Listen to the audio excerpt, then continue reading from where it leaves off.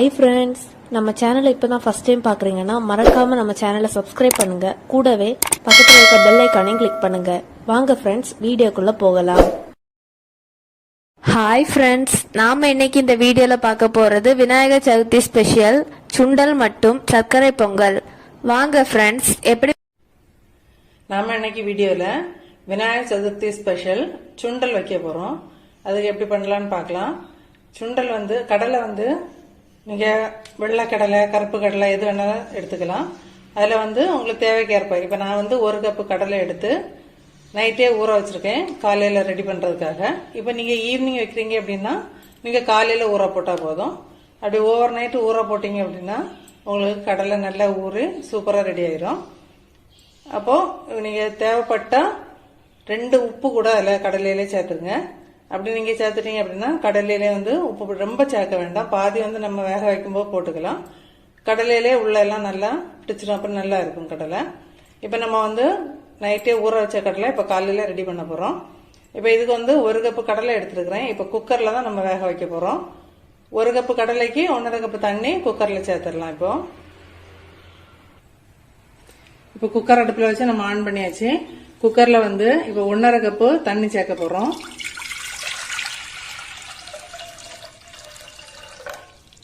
தண்ணி நல்லா கொதி வந்த பிறகு கடலையை சேர்க்க போறோம். அது வரைக்கும் வெயிட் பண்ணலாம். இப்ப தண்ணி கொதிச்சுட்டு நம்ம இந்த டைம்ல கடலையை குக்கர்ல சேர்த்துடலாம். இப்ப கடலை விநாயகர் சதுர்த்திக்கு மட்டும்தான் வேக வைக்கணும்ல. நம்ம பிள்ளைங்களுக்கு எல்லாம் ரொம்ப நல்லது. ஈவினிங் ஸ்நாக்ஸா கூட வாரத்துக்கு ஒரு நாள் பிள்ளைங்களுக்கு ரெடி பண்ணி கொடுக்கலாம். இது ரொம்ப ஈஸி கூட. குக்கர்ல வைக்கிறதுனா 2 விசில்ல நமக்கு ரெடி ஆயிரும். இப்போ நம்ம கடலையை குக்கர்ல சேர்த்துடலாம்.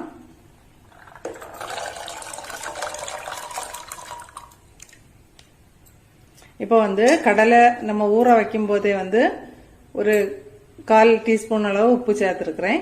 இன்னும் ஒரு 1/4 டீஸ்பூன் இதுக்கு கடலைக்கு தேவைக்கேற்ப நம்ம உப்பு இப்போ சேர்க்க போறேன். நீங்க ஃபர்ஸ்டே அவ்வளவு உப்பு சேர்க்க வேண்டாம். ஏன்னா கொஞ்சமா அந்த கடலையில எல்லாம் பிடிக்கிறதுக்காக தான் ஊற வைக்கும்போது சேர்க்கறது. இப்போ நான் கல்லுப்பு தான் சேர்க்க போறேன். ஒரு 1/4 டீஸ்பூன் கல்லுப்பு இப்போ இதில் சேர்த்துடலாம்.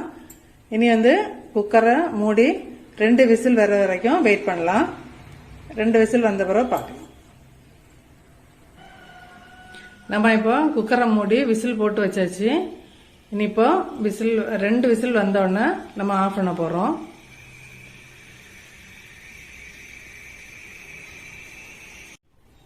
இப்போ குக்கர்ல கேஸ் எல்லாம் ரிலீஸ் ஆயிட்டு நம்ம இப்போ குக்கரை ஓபன் பண்ணி பாத்திரலாம்.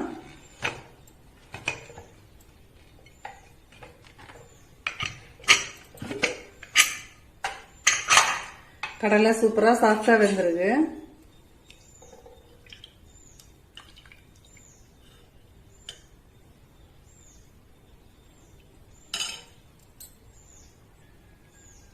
கடலை நல்ல பஞ்சு போல வெந்திருக்கு.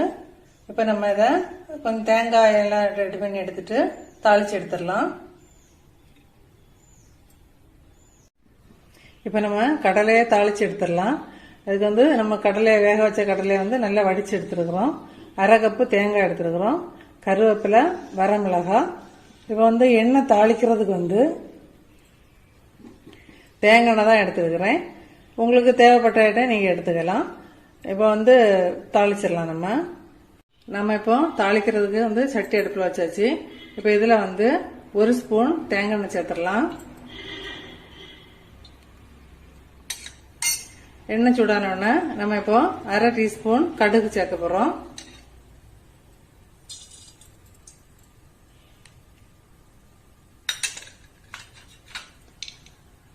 கடுகு நல்லா பொரியட்டும்.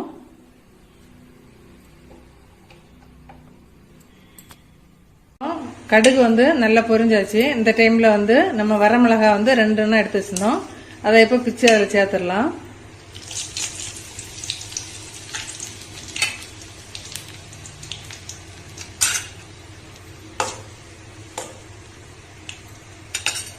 தாளிக்கிறதுக்கு நம்ம தேங்காய் எண்ணெய் சேர்த்தோம் அப்படின்னு சொன்னா கொஞ்சம் நல்லா வாசனையா நல்லா இருக்கும். இப்போ 1 கொத்து கருவேப்பிலை,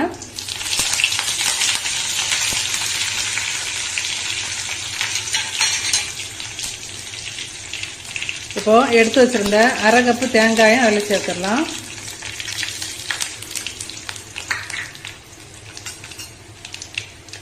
இப்போ வந்து லைட்டாக ஒரு மிக்ஸ் பண்ணிக்கோங்க.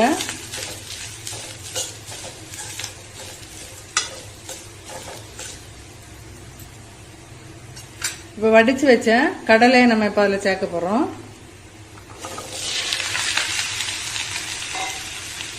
இனி வந்து ஃப்ளேமை ஒரு நிமிஷம் லைட்டாக கூட்டி வச்சுட்டு ஒரு நிமிஷம் கிண்டி எடுத்தால் போதும். நம்ம கடலை ரெடி ஆகிடுச்சு.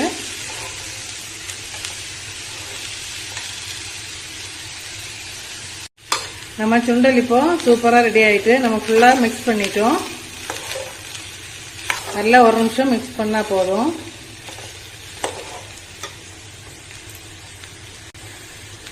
இந்த டைமில் வந்து நம்ம இப்போ அடுப்பை ஆஃப் பண்ணிடலாம்.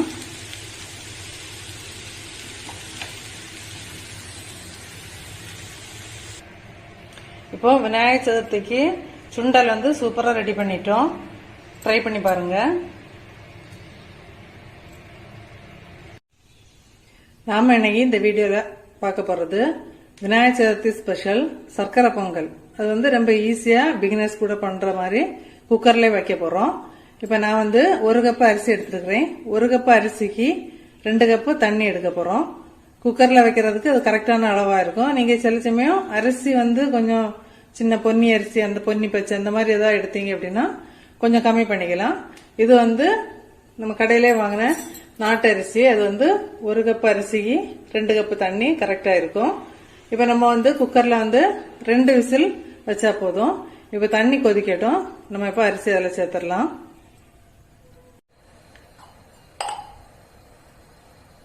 தண்ணி நல்லா கொதி வந்துட்டு இப்போ நம்ம வந்து அரிசியை வந்து டைரக்டா குக்கர்ல சேர்க்க போறோம். இப்போ வந்து நம்ம நெய்வேத்தியம் வைக்கிறதுக்காக பொங்கல் வைக்கிறதுனால அரிசியை வந்து கழுவி எடுக்கல. மற்றபடி நம்ம வீட்டில் வைக்கிறதுனா கழுவி எடுத்துக்கலாம். இப்போ இதை வந்து நம்ம அப்படியே சேர்க்க போறோம்.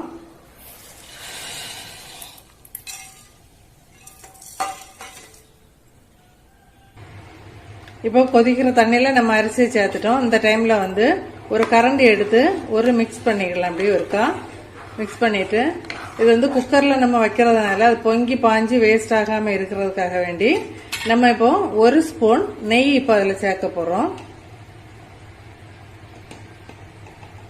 1 ஸ்பூன் நெய் அதில் சேர்த்துடலாம். அப்போ வந்து ரொம்ப பொங்கி பாயாது. இப்போ நம்ம வந்து குக்கரை மூடி 2 விசில் வர்றது வரைக்கும் வெயிட் பண்ணலாம். இப்போ 2 விசில் வந்த பிறகு பார்ப்போம். நாம இப்போ குக்கர்ல சர்க்கரை பொங்கல் ரெடி பண்ணிட்டு இருக்கிறோம். இதுக்கு வந்து தேவையான அளவு வெல்லம் எடுத்துருக்கலாம். இப்போ வெல்லம் வந்து 1 கப்பு அரிசிக்கு 1.5 கப்பு வெல்லம் எடுத்துருக்கிறேன். நீங்க வந்து 2 கப்பு வரைக்கும் எடுத்துக்கலாம். இப்போ 1.5 கப்பு இனிப்பு வந்து போதுமான அளவா இருக்கும். இப்போ வந்து இந்த வெல்லத்துல வந்து மண்ணு தூசி இருக்கும். அதனால நான் வந்து காய்ச்சி வடிகட்டி எடுக்க போறேன். இப்போ சப்போஸ் நீங்க எடுக்கிற வெல்லம் நல்ல வெல்லமா இருந்தா டைரக்டா அப்படியே கூட சேர்த்துக்கலாம்.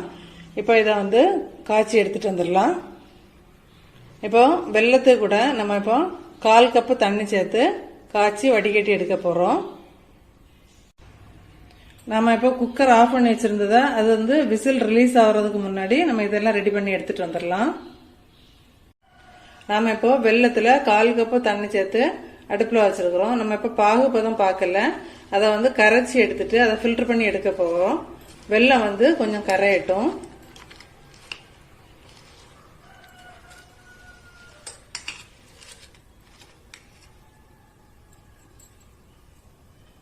இப்போ சர்க்கரை வந்து நல்லா கரைஞ்சிட்டு நம்ம இதை ஃபில்டர் பண்ணி எடுக்கலாம். பாகு பதம் வேண்டாம், இப்போ கரைஞ்சா மட்டும் போதும்.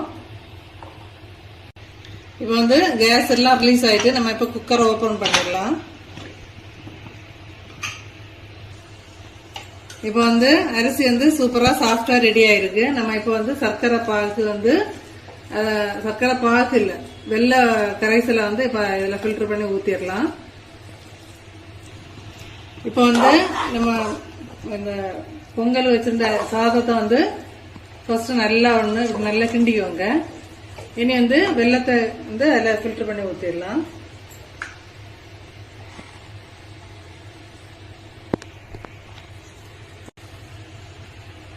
நம்ம டைரக்டாவே ஃபில்டர் பண்ணி அதில் சேர்த்துடலாம். இப்போ இதில் வந்து தூசு எல்லாம் இருக்கிறதா பார்க்கறதுக்கு தான் நம்ம ஃபில்டர் பண்றோம். இப்போ வெள்ளத்துக்கு வந்து தண்ணி வந்து இது கரெக்டான அளவா இருக்கும். உங்களுக்கு வந்து கொஞ்சம் கூட லிக்விடா வேணும் அப்படின்னு சொன்னா, பொங்கல் வந்து கொஞ்சம் கூட தண்ணியா வேணும் அப்படின்னு சொன்னா தண்ணி கூடதெல்லாம் சேர்த்துக்கோங்க. இப்போ வெள்ளத்தை வந்து நம்ம இதுல ஊத்திட்டு நல்லா மிக்ஸ் பண்ணிட்டோம்.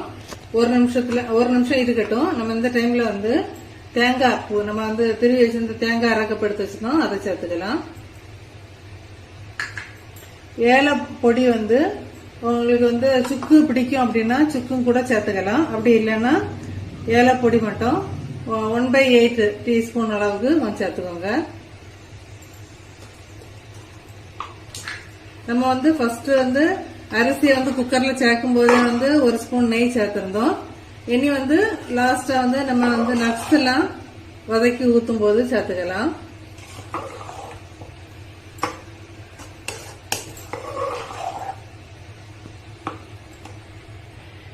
இப்ப நட்ஸ் வந்து உங்க விருப்பம் தான். அண்டி கிஸ்மிஸ் எல்லாம் சேர்த்து எவ்வளவு வேணாலும் எடுத்துக்கலாம். இப்ப இதுல வந்து ஒரு ஸ்பூன் நெய் சேர்த்துக்கிறேன். நெய் உருகின உடனே நம்ம கேஷ்யூ நட் அதில் சேர்த்துடலாம்.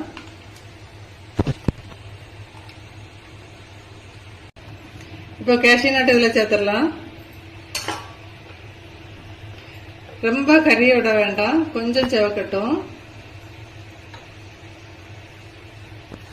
அண்டி செவந்தாச்சு. இனி வந்து இந்த டைம்ல வந்து கிஸ்மிஸ் பழம் அதில் சேர்த்துடலாம். இது வந்து பபிள்ஸ் போல வந்த உடனே நம்ம வந்து பாயசத்துல பொங்கல்ல சேர்த்துடலாம். இப்போ தாளிச்ச நெய்யை வந்து இதுல சேர்த்துடலாம். இப்ப சூப்பரா சர்க்கரை பொங்கல் ரெடி ஆயிட்டு, ரொம்ப ஈஸியா நம்ம வந்து குக்கர்ல ரெடி பண்ணிட்டோம்.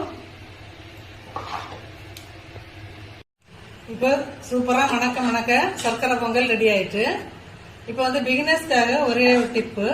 நீங்க வந்து ஃபர்ஸ்ட் இப்ப குக்கர்ல இப்ப வைக்கீங்க அப்படின்னா நம்ம வந்து தண்ணி வந்து கரெக்டான அளவுக்கு தான் வச்சோம். அதனால நீங்க வந்து என்னன்னா குக் பண்ணும்போது வந்து மீடியம் ஃபிளேம்லயே வச்சுக்கோங்க. ரொம்ப ஃபுல் ஃபிளேம்ல வைக்க வேண்டாம். நமக்கு ஏன்னா கரெக்டா அந்த அரிசி வந்து தண்ணியே இல்லாத அளவுக்கு ரெடி ஆகி வரணும். அதனால வந்து மீடியம் ஃபிளேம்ல வச்சு குக் பண்ணிக்கோங்க. இப்ப விநாயகர் சதுர்த்தி சர்க்கரை பொங்கல் ரெடி. ட்ரை பண்ணிட்டு கமெண்ட் பண்ணுங்க.